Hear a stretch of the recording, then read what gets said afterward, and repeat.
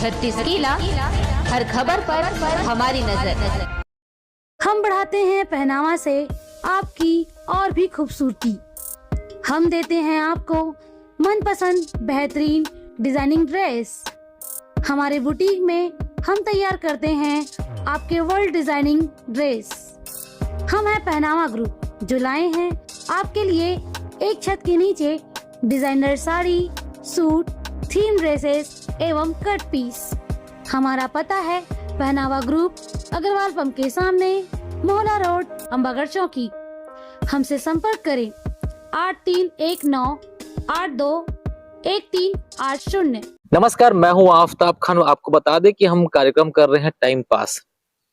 Time pass में आज हमारे साथ जो शख्सियत है, कानूनी क्षेत्र में अपने ज्ञान, अनुभव, अनुशासन के माध्यम से एक नई पहचान बनाई है, अलग पहचान बनाई है।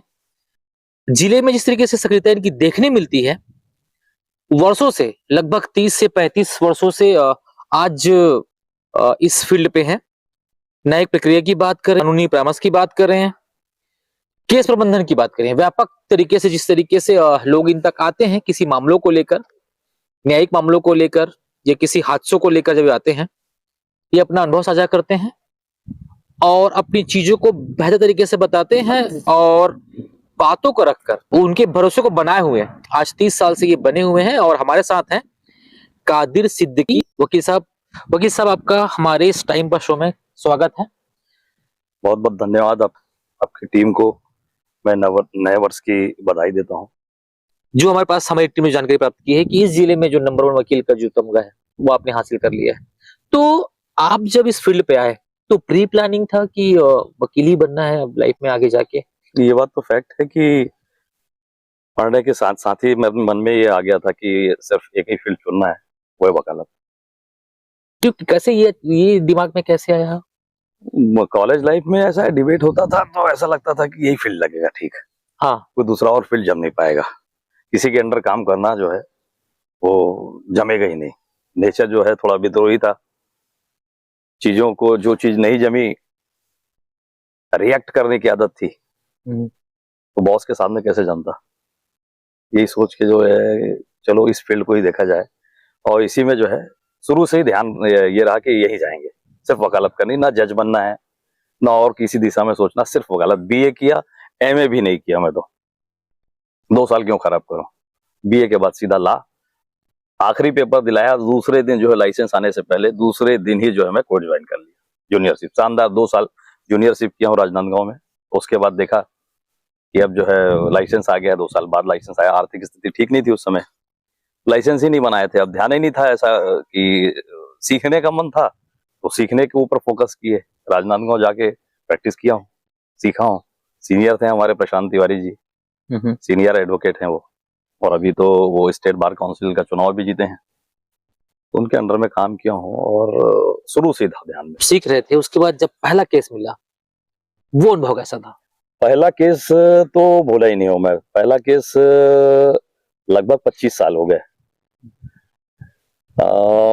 उस समय मेरे पास बैठने के लिए ऑफिस भी नहीं थी, टेबल कुर्सी कुछ भी नहीं था। दूसरे की टेबल और कुर्सी लगा के मैं बैठा। राजनांदगांव में अपने सीनियर को बोला कि मेरा लाइसेंस आ गया, अब एक काम करता हूँ, मैं यही करता हूँ। आने जाने में 50 रुपए खर्च होते थे। मेरा ध्यान ये था कि 50 बचेंगे, तो 50 बचाने के लिए लाइसेंस भी आ गया तो यही प्रैक्टिस करता हूँ जा करके। तो चालू किया। उस समय कोई केस थे नहीं। पहला केस एक महिला आई और पहला केस भेजने वाले थे मेरे गुरु बोला जाए, मार्गदर्शक बोला जाए, कल्याण सिंह यादव, जो बांदा बाजार के हैं जी। उनका निधन हो गया है। मतलब बैकिंग देने के लिए सबसे ज्यादा मैं धन्यवाद अगर करूंगा तो सिर्फ वही है, कल्याण सिंह यादव का।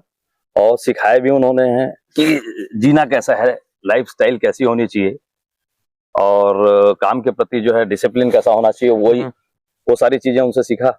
एक महिला आई, उन्होंने भेजा कि पर्ची लिख के भेजा कि इनका केस देख लेना और जो फीस देती है ले लेना। तो आई महिला, बहुत बुजुर्ग थी, आई पर्ची लेके आई मेरे पास, तो बताई कि मेरा बेटा अंदर हो गया है। तो मैं नाम पता पूछा, अंदर जाके फाइल निकलवाया, उसकी फाइल निकाला तो देखा कि 1 महीने से जेल में है वो। मामला एक्सटॉर्शन का था, नकली नक्सली बन के किसी से वसूली कर लिया था वो। अच्छा। NK चंद्रवंशी साहब थे हमारे यहाँ, Narendra Kumar Chandravanshi, magistrate first class, अभी जस्टिस हैं हाईकोर्ट में, बिलासपुर में वो जस्टिस हैं अभी। तो गया और दलील रखा कि साहब वो तो 1 महीने से जेल में है। वो भी बहुत स्ट्रिक्ट जज, काम से काम, बहुत विद्वान, सिर्फ ये पूछे कि लॉ पॉइंट में बात करो, इसमें क्या बोलना है इसमें। वो बताया साहब 1 महीने से जेल में है, 384 का अपराध है और सजा 3 साल की है, मैक्सिमम पनिशमेंट 1 महीना सब तो हो ही गया कस्टडी में, ठीक है बोले। तो बेल उन्होंने ग्रांट की।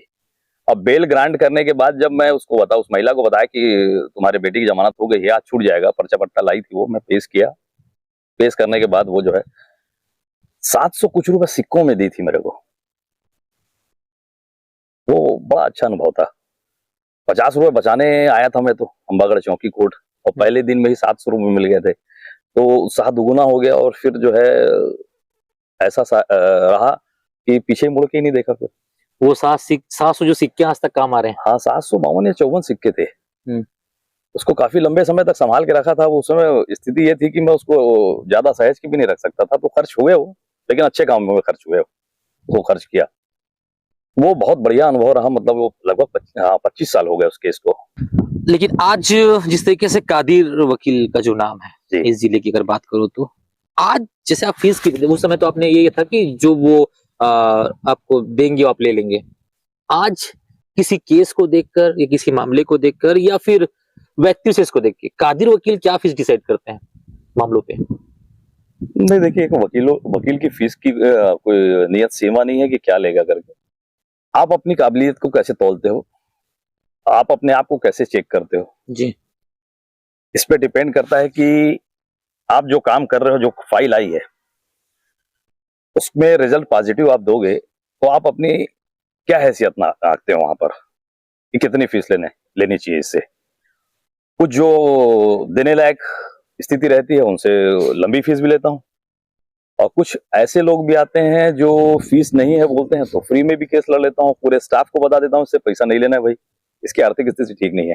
केस भले ही बड़ा हो, मामला बड़ा हो, अपराध बड़ा हो, लेकिन अगर वो बता दिया कि मेरी आर्थिक स्थिति ठीक नहीं है तो बता देते हैं जो ये अगर जितना देगा उतना ही लेना, उससे ज्यादा की मांग मत करना। और इस मामले में हमारा स्टाफ भी बहुत अच्छा है। अगर किसी क्लाइंट के बारे में बता दिया कि इसकी आर्थिक स्थिति ठीक नहीं है तो वो पैसा नहीं लेगा। खासकर हमारा जो मुंशी है, जो मेरे साथ शुरू से जुड़ा रहा है, यशवंत बोलकर, वो तो अपने जेब से भी पैसा निकाल के दे देता है। कई बार देखा हूं मैं, लेता है। अब देख, मुंशिया है, होशियार है, सिर्फ डिग्री नहीं है उसके पास, लेकिन 25 साल का मेरे साथ का अनुभव है। 25 साल में चला आपके वो। हाँ, तो 50 रुपए देता था उसको, अब उसका भी रेट बढ़ गया समय के साथ रेट भी बढ़ गया और जिस तरीके से फीस आपकी बढ़ी हो बढ़ी। लेकिन जैसे केस जैसा आया, जैसे आपको किस मामले में ज्यादा मजा आता है? क्योंकि हमारा जो वनांचल इलाका है, अगर हम जिले की बात करें तो अधिकांश केस यहाँ अगर देखने मिलते हैं तो किसी के शराब के हो गए हैं या फिर सट्टा के हो गए हैं, या फिर कभी कभी बड़े मामले आ जाते हैं। जैसे बीच में एक मानपुर मर्डर हुआ था अभी जस्ट रिसेंटली, अगर बोले तो अम्बागढ़ चौकी थाने के अंतर्गत एक मर्डर हुआ, जो बाप ने बेटे को गोली मार दी। इस तरीके से कुछ मामले आते हैं। बाद में उसने आत्महत्या भी कर ली। या गुंडा का मामला था जिसमें एक पति ने अपने पत्नी के टुकड़े टुकड़े कर दिए थे, उस तरीके से। तो कैसे केस को ज्यादा इंटरेस्ट लेते हैं? नहीं, इंटरेस्ट देखिए, मेरा शुरू से फोकस जो है क्राइम में था, क्रिमिनल केस जो है लेना है। अब समय बीतता गया और शराब के मामले जो है थोड़ा कम आते हैं हमारे पास, सट्टे के मामले थोड़ा कम आते हैं। बड़े अपराध जो होते हैं वो उनको बताना नहीं पड़ता, वो खुद ही अप्रोच करते हैं। और ये जो छोटे जो मामले हैं, इसमें क्या है कि कहीं ना कहीं वकीलों के आदमी रहते हैं, वो लाके दे देते हैं। और लेकिन बड़ा मामला जो रहता है उसमें ऐसा है कि खुद ही पता रहता है लोगों को किस वकील के पास जाना है, चाहे वो दलाल बोले, चाहे वो पुलिस वाला बोले, चाहे और कोई बोले, वो सीधा जो है जिस वकील को उनको एंगेज करना है वो उसके पास ही आते हैं। तो मजा आता है जब मामला बड़ा हो और इन्वेस्टिगेशन अच्छी होनी चाहिए, तब मजा आता है ना। तगड़ी इन्वेस्टिगेशन होती है तो पढ़ने में और मजा आता है कि इसको निकालना कैसे है। उस समय मेहनत जो है लगती है। और नहीं तो ऐसा है कि फर्जी गवाह ला के खड़े कर दिए, बड़ा केस बना दिए तो गवाह वो खुद ही जाके कोर्ट में हॉस्टाइल हो जाते हैं। अब उस स्थिति में ये है कि फिर क्या मेहनत कर लोगे आप? तो आपकी मेहनत दिखाना है, आपकी काबिलियत दिखाना है, तो गवाह और इन्वेस्टिगेशन अच्छा तगड़ा होना चाहिए। तो उसमें क्या है कि मेहनत करने में मजा आता है, पढ़ने में मजा आता है, फिर कि मटेरियल निकालना है इसके लिए। रिसेंटली ऐसा कोई मामला हो, कुछ बड़ा मामला जिसमें आपने भी उस पे केस लड़ा हो? अभी लेटेस्ट में कुछ बड़ा, जैसे लास्ट टाइम आप नापित को लेकर एक था हाँ, समय वो तो 2018 की घटना है जी। अभी रिसेंट में कुछ जगह ऐसा मामला हो? रिसेंट में देखो बहुत सारे 376 के मामले में बरी हुआ है, एक पॉक्सो में बरी कराए। एक बढ़िया मामला था, अब ध्यान में आया मेरे जी। लगभग 2-3 साल हो गया उसको। गैंगरेप था, एलिगेशन लगा था गैंगरेप का। गोटा टोला के आसपास की कोई घटना थी, जंगलों में ले जाके 2 लड़कियों को उठा के ले गए थे, ऐसा एलिगेशन था। 3 लड़के मिलके, और उसमें एक लड़की भग के आ गई और दूसरे का रेप हुआ था। बाद में पॉक्सो वगैरह स्पेशल एक्ट वगैरह भी लगा था उसमें, ST-SC एक्ट, वो चला, काफी लंबा चला। 30 महीने जेल में थे वो लोग। अच्छा। और बाइज्जत बरी हुए वो लोग। हाँ, उसमें ये था कि घटना स्थल जो विक्टिम बताई थी कि जंगल था करके, और रात का समय था, तो उसके शरीर में कहीं कोई चोट नहीं थी। खरोंच एब्रेशन भी नहीं थी एक, कि जिससे ये दर्शित होता हो कि वाकई में उसके साथ कोई घटना हुई है ऐसा करके। तो वो लड़ने में आया, बेल नहीं मिली उनको। 2 बार हाईकोर्ट से बेल खारिज हुई थी उसमें, और फिर मैं भी सोच लिया कि नहीं, अब तो बेल मिलना नहीं है और सीधा इनको ट्रायल ही फेस करना है करके। और मजेदार चीज ये रही कि जिस दिन फैसला होना था, तो उस समय ADJ जो थे, अपर सत्र न्यायाधीश जो है स्पेशल कोर्ट में, जो फास्ट ट्रैक में, शैलेश शर्मा साहब थे। और जजमेंट पहले सुनाने से पहले मेरे को बुलवाए थे वो। तो मैं तो बड़ा वो था, आश्वस्त था कि इसमें मटेरियल बहुत निकला है, आर्गुमेंट बहुत अच्छी हुई थी उसमें, साइटेशन वगैरह पेश किए थे। तो ये आश्वस्त था कि इसमें क्विटल करेंगे करके। लेकिन जब बुलाया और मेरे को बोलते हैं कि इसमें दंड के प्रश्न में बताओ क्या कहना है। तो थोड़ी देर के लिए मैं जो है, वो पहला ऐसा टाइम रहा कि मतलब मुंह से कुछ निकला ही नहीं, क्योंकि सोचा ही नहीं था कि दंड मिलेगा इसमें। तो मैं सिर्फ 2 ही शब्द बोल पाया था। मैं बोला, सर, अपेक्षा नहीं किया था कि इसमें दंड मिलेगा। तो बोले 50,000 रुपए इसमें जुर्माना कर रहे हैं, बोले, और आजीवन कारावास की सजा सुना रहे हैं करके। कुछ नहीं बोला मैं। जब मेरे चेहरे को देखे, नर्वस हो गया था उस समय। फर्स्ट टाइम ऐसा हुआ कि मैं सजा सुना हूं जो अनएक्सपेक्टेड था। तो जब नर्वस हो गया था, बोलते हैं, वकील साहब, सबको बरी कर दिया हूं। अच्छा। सजा किसी को नहीं दिया हूं, बरी कर। तो वो एक मामला था जिसमें कोर्ट में पहली दफा जो है नर्वस हुआ था मैं, कि दंड के प्रश्न में, क्योंकि अधिकतर मामले ऐसे रहे मेरे सामने कि दंड मिला ही नहीं। तो दंड के प्रश्न में बोलना ही नहीं पड़ा है कभी से। एक्विटल ज्यादा हुए हैं, मतलब अगर दोष मुक्ति का अगर रेशो देखें तो हमारे पास ज्यादा है। तो वो एक पहली घटना थी। वो मजाकिया भी थे शैलेश शर्मा साहब और विद्वान न्यायाधीश। तो वो पहला वाकया था जिसमें मैं खुद जो है दंड के प्रश्न में बोल ही नहीं पाया था। फिर यही 2 शब्द बोला था, मैं अपेक्षा नहीं किया था कि दंड इस प्रकरण में दंड मिल सकता है। मतलब यहाँ पे लगा था कि अब तो ये गया, मतलब उम्मीद से परे हो गया था। और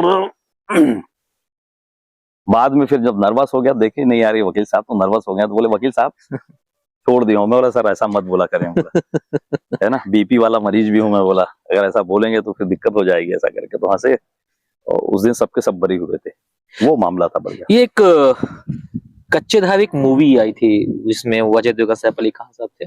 उसमें अजय देवगन साहब का नाम आफ्ताब भी था, जैसे मेरा नाम है वैसे। सैफ अली खान साहब संजय पंडित था। उसमें सैफ अली खान साहब एक शब्द बोलते हैं अजय देवगन साहब को, कि काला कोट पहना हुआ एक आदमी होता है जो कि सारे पैसे ले लेता है और सारी मुसीबत से निकाल देता है। ये अब्बास मस्तान साहब की मूवी थी। कितना सही है वो? सारे पैसे ले लेता है। एक काला कोट पहना हुआ एक आदमी है जो कि सारे पैसे ले लेगा, लेकिन मुसीबत से निकाल देगा। ये उनका वो बताने का तरीका होता है। फिल्मों के लिए एक डायलॉग। पहली बात तो ये कि वकील इतने हैं, इम्पॉसिबल। कितना पूरा पैसा ले लोगे आप किसी से? अगर ठगी करेगा कोई आदमी, एक बार करेगा, 2 बार, मुसीबत से निकालने के लिए।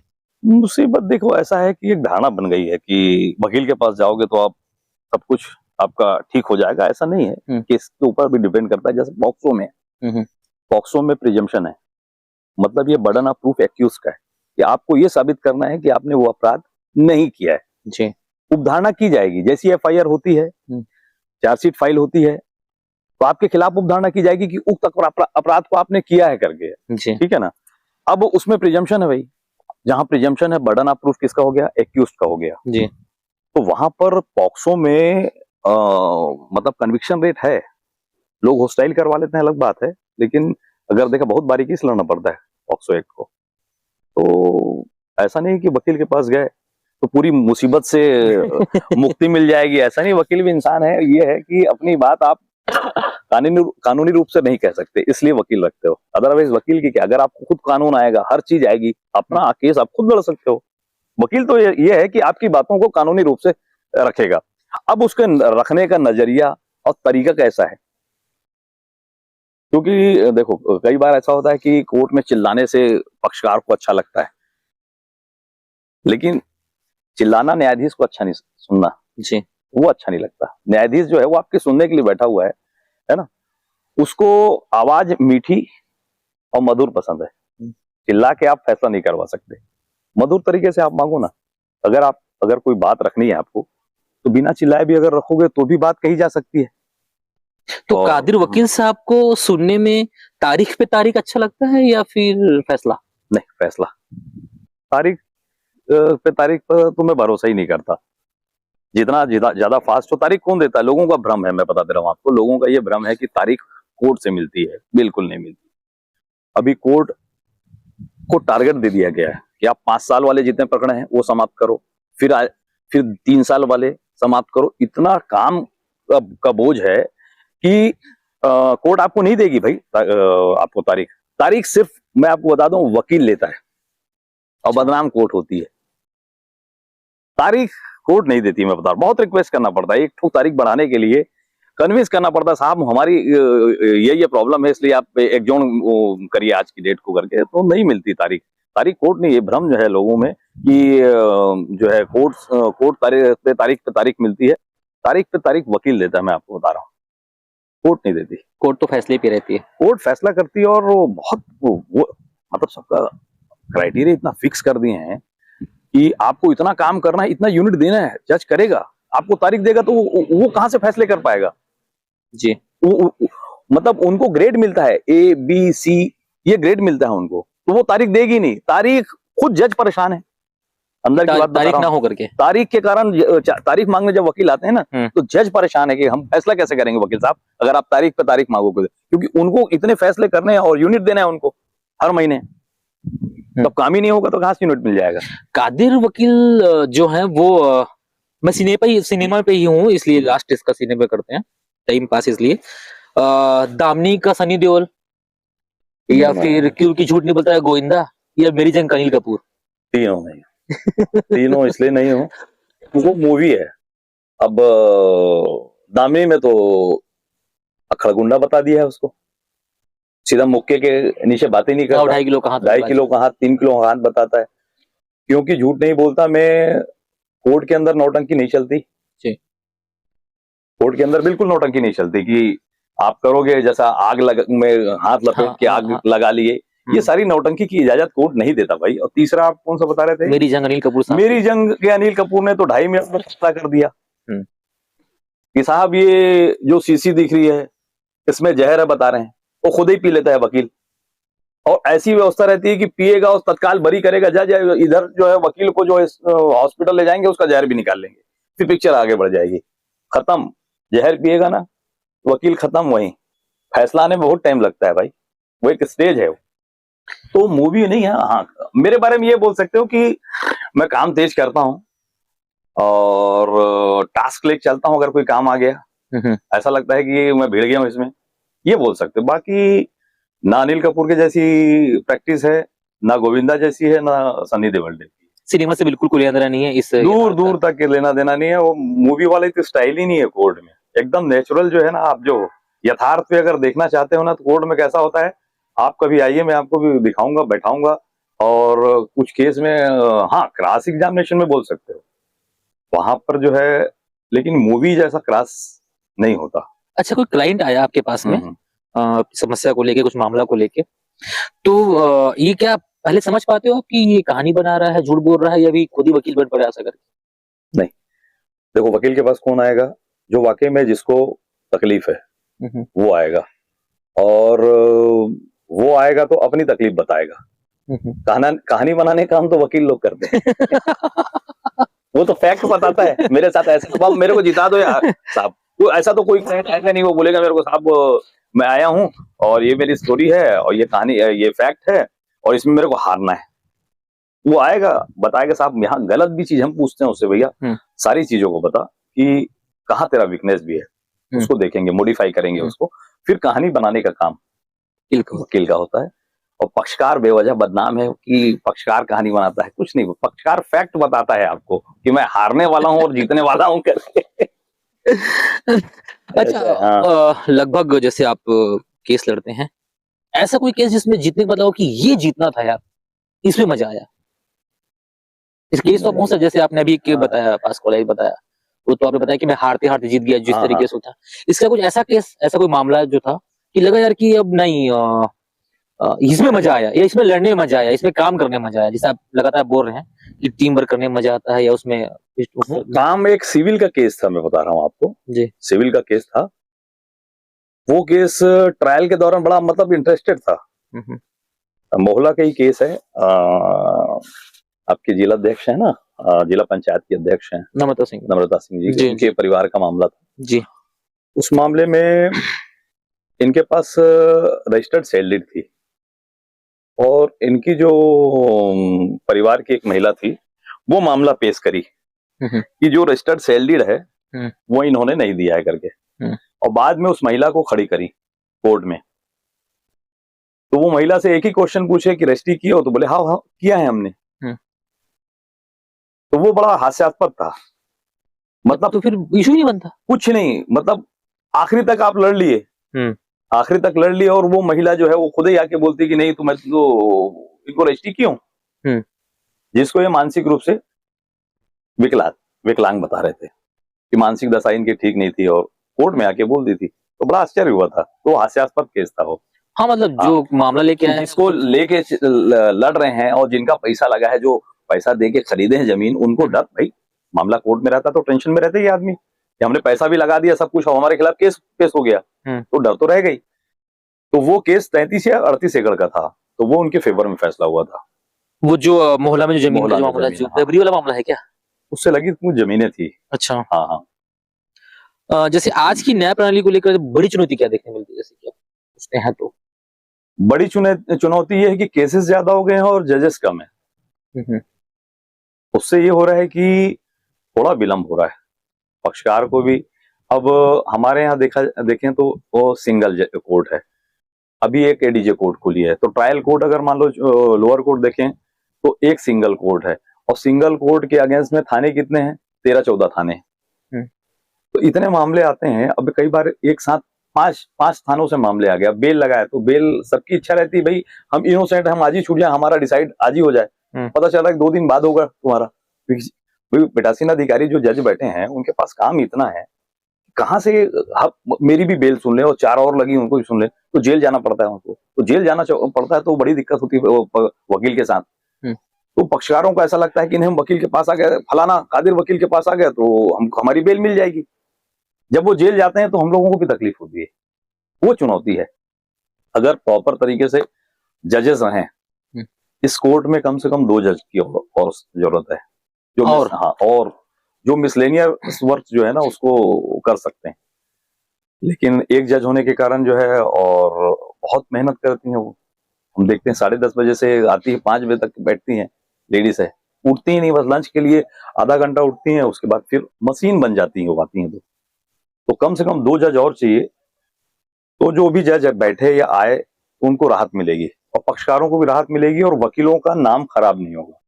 वकीलों का नाम खराब है? वकीलों का नाम तो वैसे भी तारीख पे तारीख दे रहे हैं। खराब का मतलब ये है कि हम फला वकील, जैसे सपोज किसी ने मेरा नाम सजेस्ट किया, वो केस आप उनके पास ले जाओ, अरे मामला बहुत बढ़िया है, आप वो बेल करवा देंगे। अब हमारे पास लेके आए वो, और जज आज सुने ही नहीं, उसको जेल भेज दिए। तो जेल भेजने के पीछे जज का कोई मकसद नहीं है, हम जज साहब को ऐसा नहीं बोल सकते कि जज साहब जो है उनका कोई मकसद है हमारे मामले में जेल भेज रहे हैं। अरे जैसे जैसे रूटीन में आता गया बेल, 5 थानों से एक साथ रिमांड आ गया, सबकी सुनना है। जो पहले आया पहले सुनेंगे, हम 5वें नंबर में आए, हम 5वें नंबर में सुनेंगे। जब हमारा नंबर आया तो पता चल रहा है कि समय निकल गया कोर्ट का, 2 दिन की पेशी, कल भी लगे हैं केस। तो वो वहां पर ऐसा है, चुनौती है, वहां पर दिक्कत है कि नाम खराब होता है। नाम कैसे खराब होता है कि अरे यार फलाना वकील के पास गए थे आप, वो तो जेल भेजवा दिए 2 दिन के लिए, है ना। समय के चलते वो उसमें ना जज की गलती है, ना वकील की गलती है, ना पक्षकार की गलती है। उसमें सिर्फ ये है कि काम की अधिकता और पीठासीन अधिकारी की कमी, उसी के कारण जो है ये चुनौती मानेंगे अपन। इस चुनौती को तो स्वीकार करना आप पड़ेगा। जैसे केस की तैयारी करते हैं तो पुस्तक को बेस बनाते हैं या फिर आज टेक्नोलॉजी से आ गई है? नहीं, मैं तो पुस्तक से, टेक्नोलॉजी के मामले में मैं क्या है थोड़ा स्लो हूँ एकदम, बिल्कुल। मतलब बहुत ज्यादा अपग्रेड नहीं हुआ हूँ, ज्यादा मोबाइल भी चलाना नहीं आता, कुछ चीजें मोबाइल चलाना नहीं आता है ना। नहीं, मतलब मोबाइल के बारे में भी उतनी जानकारी नहीं है मेरे को। तो व्हाट्सएप फेसबुक चला लूंगा मोटा मोटा, और कोई चीज आता है तो मैं समझ में नहीं। सोशल मीडिया में कादिर वो कैसे छाए रहते हैं और अपनी फोटो डाल देते हैं, अच्छा लगता है कभी कभी तो खींच खांच के। अक्सर आपको फेसबुक में इंस्टाग्राम में देखा जाता है कि कभी आप कश्मीर के वादियों में दिख रहे हैं, कभी कहीं और दिख रहे हैं। घूमने का शौक है, ये बात तो है। इसलिए है कि क्या हुआ था, काम का लोड रहता है, फिर बच्चे भी नहीं रहते यहाँ, बच्चे दोनों बाहर हैं जी। तो हस्बैंड वाइफ अभी तो मदर फादर साथ में आ गए हैं। तो घूमने का कारण ये कि काम का प्रेशर रहता है, और 1 हफ्ते के लिए अगर बाहर जा रहे हो आप तो एकदम रिफ्रेश होके आते हो। वही कारण है कि मैं हर 4 महीने में कहीं ना कहीं की यात्रा में निकल जाता हूँ। 4-6 दिन तो 1 हफ्ता मान के चलिए कि साल में 3 बार 4 बार जाता ही हूँ मैं। जो छुट्टी मिल जाए मेरे को अच्छा लगता है। और जैसे आज छुट्टी है तो आज घर में काटूंगा बिल्कुल यहाँ, और कल भी छुट्टी है, आज और कल 2 दिन बढ़िया फार्म हाउस में काम चल रहा है, वहां जाऊंगा, यही 2 दिन निपटा दूंगा। मैं शहर में नहीं घुसता, मतलब मेरे को वो शांति चाहिए करके, इसलिए शहर के बाहर मकान बनाया, बड़ा अच्छा लगता है। आदिर वकील साहब से लास्ट टाइम मेरी एक बार बात हुई थी, तो आपने कहा था कि आपका मकानी काम चल रहा था, तो आपसे मेरी बात हुई थी कि मामा ये कब तक चीजें ठीक होगी ऐसा करके। तो आपने बताया कि काम चलते रहना चाहिए, ये कैसा थॉट है? नहीं देखो, आप स्वभाव है क्रिएटिव, मतलब कुछ ना कुछ करवाऊंगा मैं। खाली हूं तो पौधे लगवा दूंगा, चौकीदार हैं, वर्कर हैं, इनके साथ भीड़ के काम करता हूँ, घास को देखता हूँ कि यहाँ पर कौन सी एक्स्ट्रा घास निकल गई है, तो वो क्रिएटिव है। फिर मान लो अगर मेरे पास कुछ पैसे आ रहे हैं तो या तो उसको मैं खर्च कर दूं या उसकी व्यवस्था कर दूं। पैसे आ रहे हैं तो वो सैफ अली खान डायलॉग तो सूट करता है आप पे। नहीं मतलब पैसे अगर आ रहे हैं बोला जाए तो सारे पैसे लेके मुसीबत निकाल देता हूँ तो सूट करता है आप पे। ऐसा लोगों का, ऐसा वकील साहब, ऐसे लोगों का मानना है कि कादिर वकील साहब के पास आप सारी मुसीबत लेके जाओ और सारे पैसे साथ में, तो पैसे तो वो रख लेंगे लेकिन मुसीबत से निकाल देंगे। पैसा ऐसा नहीं, मुसीबत में तो बोल सकता हूँ कि वो जो वाजिब काम है उनका वाजिब काम हो, है ना। रही बात फीस, तो जो उस काम की फीस जो मेरे को ठीक लगती है जी, ये फीस मैं ही तय करता हूँ। मेरे को अच्छा लगता है कि आपका भाव आप तय करोगे तो दूसरा कैसे तय करेगा, और मैं किसी को तय करना ही नहीं दूंगा जी। दूसरे की फीस में मैं काम ही नहीं करूंगा। पहली बात तो मेरे कोई अगर फीस मैं बांध दे के साहब मैं 1 लाख रुपए दूंगा या 50,000 रुपए दूंगा, काम ही नहीं करूंगा। हो सकता है वो काम 25,000 में कर दूं मैं, आप मत बांधो, मैं देखूंगा क्या है, कितना इसमें एफर्ट लग रहा है, उसके ऊपर डिपेंड करता है। फिर कुछ काम तो जो अगर मैंने ये सोच के वकालत की है कि पैसे को चुना है तो ये अधिकार मेरा बनता है कि फीस मैं तय करूं, कोई दूसरा तय करेगा तो मजा नहीं आएगा। इसलिए फीस ऐसा है कि मुसीबत अगर आई है तो वाजिब उसका सॉल्यूशन निकालने का पूरा प्रयास रहता है। रही बात फीस की, तो फीस केस के ऊपर डिपेंड करता है कि केस कैसा है और केस किया किसने, ये भी डिपेंड करता है। गरीब आदमी अगर फंसा हुआ है तो कैसे आप अपेक्षा करोगे कि आप लंबी फीस दे देगा, नहीं दे सकता। तो उसका काम करना है। अब ऐसा तो नहीं बोल सकते आपको कि आप फीस नहीं दे सकते, मैं काम नहीं करूंगा जी।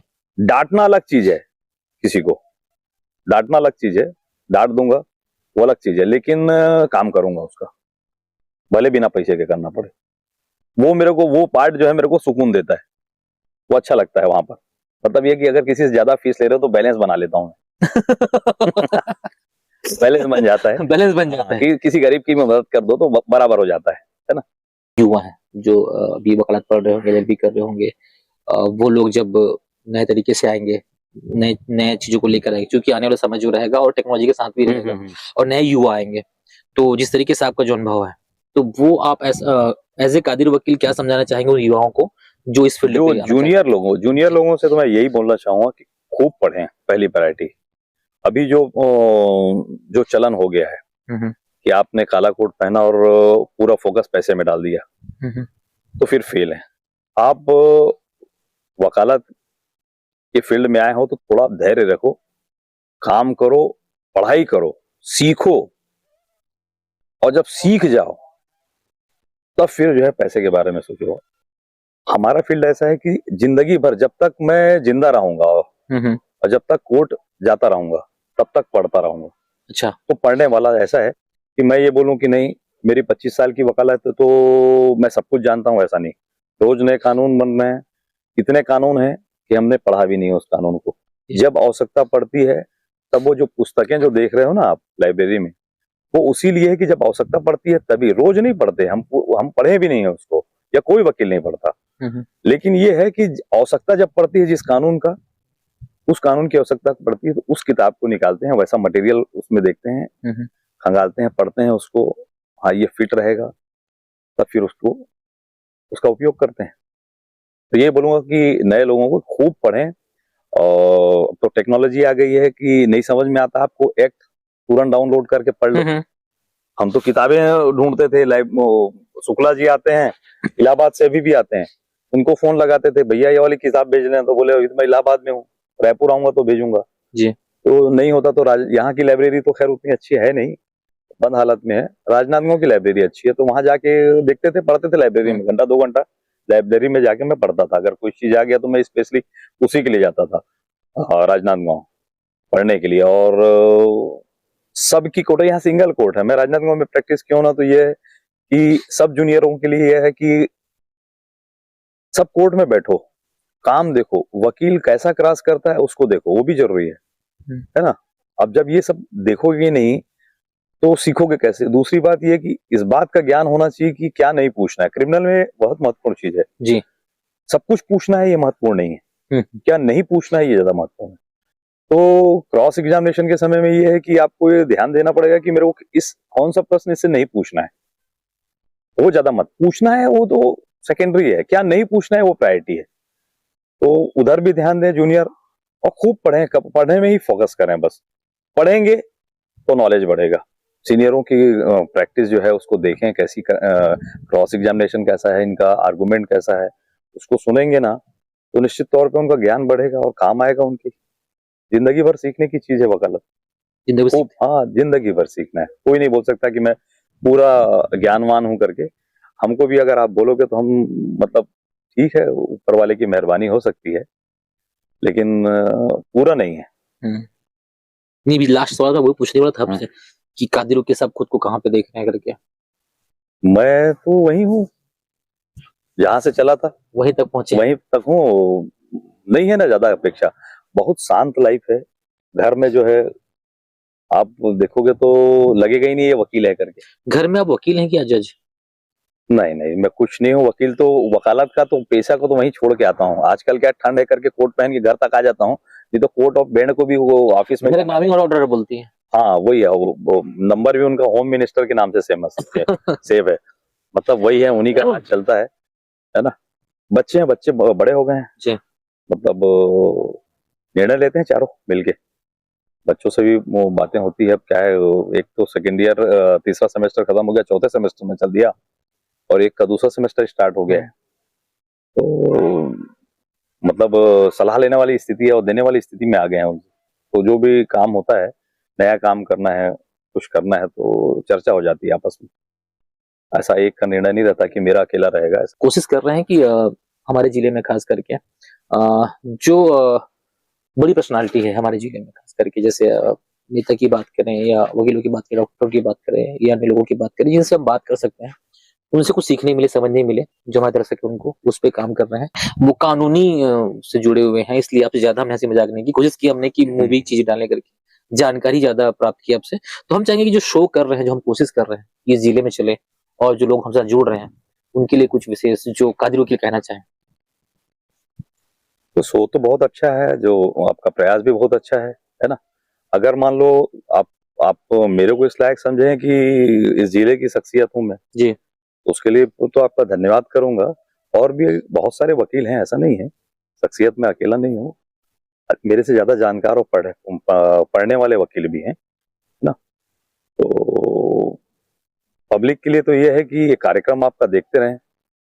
अगर मेरे तरफ से कानूनी चीजें मिल सकती है तो डॉक्टर से भी कुछ अच्छी दवाइयां ज्ञान मिल सकता है, कुछ रोग उनसे खत्म हो सकते हैं। नेता से जनप्रतिनिधि से ये है कि सीखने मिलेगा लोगों को, और उनसे अपेक्षा रहती है ज्यादा। हम लोगों से तो लोग ऐसा है कि दूर ही रखना चाहते हैं अपने से। बोलते हैं ना, डॉक्टर और वकील से तो दूर ही भगवान बचाए बोलते हैं। भगवान बचाए। तो हम लोगों से तो लोग जो है जुड़ना नहीं चाहते, और आप समय दिए उसके लिए धन्यवाद, है ना। अच्छा रहा आपके साथ अनुभव। मुझे धन्यवाद हो रहे हैं। कादिर वकील साहब है साहब, चीजों को बेहतर तरीके से बताया। उन्होंने कहा जिस तरीके से इनका पहला केस जो आया, एक महिला इनके पास आई थी और जो 700 कुछ 754 रुपए जो सिक्के थे, वहां से उन्होंने अपनी बात को रखी। साथ में नए कानून को लेकर पढ़ाई कर रहे हैं, इस फील्ड में आना चाहते हैं, उनके लिए बात की। अन्य केस के विषय में बात की, और साथ में उन्होंने कहा कि जिस तरीके से फीस को लेकर हमने बात की, उन्होंने कहा साफ लफ्जों में कि मेरी कीमत मैं खुद स्वयं तय करूंगा, और वो अपनी मुसीबत लेके आते हैं तो जो समाधान उसे बन पाता है, जो मामला लेके आते समाधान बन पाता है, उस पे ये चीजों को करेंगे। इस तरीके से हमारी टीम ने इनके लिए सर्वे किया था, तो जानकारी आई थी कि जिले में अगर कोई मामला, अगर बड़ा मामला आता है तो पहला कॉल जो है वो कादिर सिद्दीकी को जाता है। साथ ही टाइम पास जो शो था, आज हमने टाइम पास में गंभीरता से काम किया, और नए किसी और शख्स से मिलेंगे, उनसे करेंगे हम टाइम पास। और कोशिश हम ये कर रहे हैं, हमारी टीम कोशिश ये कर रही है कि हम लोगों तक जा रहे हैं, और आप जिस भी फील्ड में एक्सपर्ट हैं या उसमें महारत हासिल रखते हैं, हम उनसे बात कर रहे हैं और चाह रहे हैं कि जिले में वो अपना समय दे सके, अपनी बातों को रख सके और चीजों को समझा सके, और जिले को आगे बढ़ाने के लिए सहयोग प्रदान कर सके।